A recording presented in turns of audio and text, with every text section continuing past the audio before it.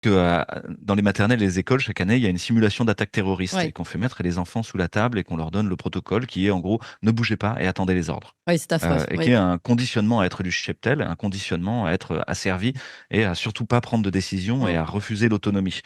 Derrière ce petit manuel, il y a un message à comprendre qui est l'attrition de l'État et du système institutionnel. En gros, plus personne ne prendra soin de vous. Le système de santé, le système scolaire, le système universitaire, tout ça sont en train de mourir et vous laisseront exsangues. Soit vous avez suffisamment de pognon et vous aurez le bon abonnement auprès d'un oligarque, et ouais, donc vous allez prendre le bon abonnement auprès d'une multinationale qui sont ces barbares, hein, dont je parlais tout à l'heure. Quand je parle des barbares, j'envoie le public se référer à des vidéos qui étaient là il y a une quinzaine d'années par un think tank parisien qui s'appelle The Family et qui s'appelle Les Barbares Attaquent. Mm. Et les barbares attaquent la santé, les barbares attaquent l'assurance santé, les barbares attaquent les commerces, etc. C'est comment tous les nouveaux opérateurs économiques oligarchiques venaient détruire finalement toutes les structurations institutionnelles qui avaient cours jusqu'ici, et de manière disruptive, en faisant s'effondrer toutes les règles du jeu dont on avait l'habitude de les suivre jusqu'ici. Ce petit manuel, il vient dire, ça y est, il n'y a plus de règles du jeu. Vous êtes rendu à la vie nue. On en Mm. a beaucoup parlé avec Vincent Pavant, puisque c'est le travail d'un philosophe du pouvoir et du totalitarisme italien qui s'appelle Giorgio Agamben et qui a écrit un livre qui s'appelle la vie nue, justement, l'Homo sacer ou la vie nue, Mm.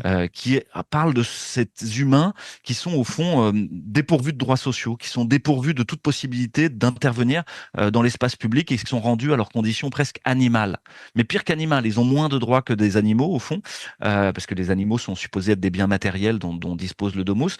Là, ils sont rendus à la vie nue, c'est-à-dire à la simple survie. Ça y est, on y est. Nous sommes au moment où nous sommes rendus à la simple survie. Et dans ce moment de survie, il faut s'assembler, se serrer les coudes et essayer de s'entraider. Parce que celui qui survit, c'est pas celui qui a 850 000 cartouches de Kalachnikov dans son bunker. Ça, c'est pas ça. Parce que, et quoi, au bout de vos 850 000 cartouches, bon, vous allez la filer, votre poule, vous allez vous les donner, vos tomates, Mm. au groupe qui va faire incursion chez vous. Non, ceux qui survivent, c'est ceux qui réussissent à s'assembler, à s'entraider, à se serrer les coudes. Organisé. Ouais. Ouais, c'est en train d'arriver et c'est arrivé grâce au Covid. Et pour moi, ce qui est en train d'arriver, c'est le phénomène de saturation de la peur, dont parle Maffezoli aussi, c'est-à-dire qu'au bout d'un moment, ça ne prend plus. Ouais. Ça ne prend plus, mais par contre, on arrive à regarder en face cette hiérarchie des nécessités dont je vous parlais tout à Oui. l'heure. Et Louis Fouché, Aujourd'hui, beaucoup juste, mais de... cette vie nue, justement, en fait, elle peut être super positive. Ah, C'est ce que je disais tout à l'heure. Finalement, ce petit kit de survie est peut-être un immense bonheur pour nous tous de nous rappeler qu'on doit pouvoir s'organiser entre nous, retrouver du bon sens et arrêter d'attendre d'un État qui ne nous fait pas du bien. oui, ça c'est mon côté feel good, si vous voulez. On va dire que c'est merveilleux. C'est à la fois merveilleux et à la fois très sombre. Et on a eu l'exemple des suspendus ces dernières années, Oui, qui est vraiment des gens rendus à la vie nue et devant survivre pendant oui. plus de en 606 jours, presque 2 ans, dont j'ai fait partie, et qui sont rendus justement à comment est-ce qu'on fait. Mm. De manière très pragmatique, très quotidienne. Oui. Aujourd'hui, vous avez des questions qui vous sont imposées immédiatement par cette narration sur la guerre. C'est on va vous piquer votre épargne. Mm. Qu'est-ce que je fais? Faut que j'achète de l'or, faut que j'achète du bitcoin. Qu'est-ce que je fais? Je prends des bifetons dans mon matelas, Mm. j'achète de la terre, un terrain agricole, un bout de forêt, je me cotise avec d'autres. Enfin, qu'est-ce que je fais? Mm. Et là, il y a une réponse pragmatique à apporter dans les 6 mois qui viennent, de manière très pragmatique. Et c'est pas 6 bouteilles d'eau et trois, c'est Trois beaucoup plus, piles. Mm. ouais, et 3 piles.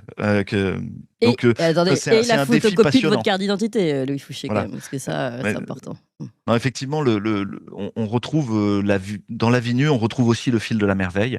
C'est-à-dire que dans ce moment où on est rendu à quelque chose qui est de l'ordre de la survie, on se retrouve un peu comme, vous savez, Mike Horn, cet aventurier qui doit survivre un peu partout, qui fait le tour du monde et qui explique que son acuité, ses sens, sa capacité à percevoir l'environnement dans sa complexité devient de plus en plus importante.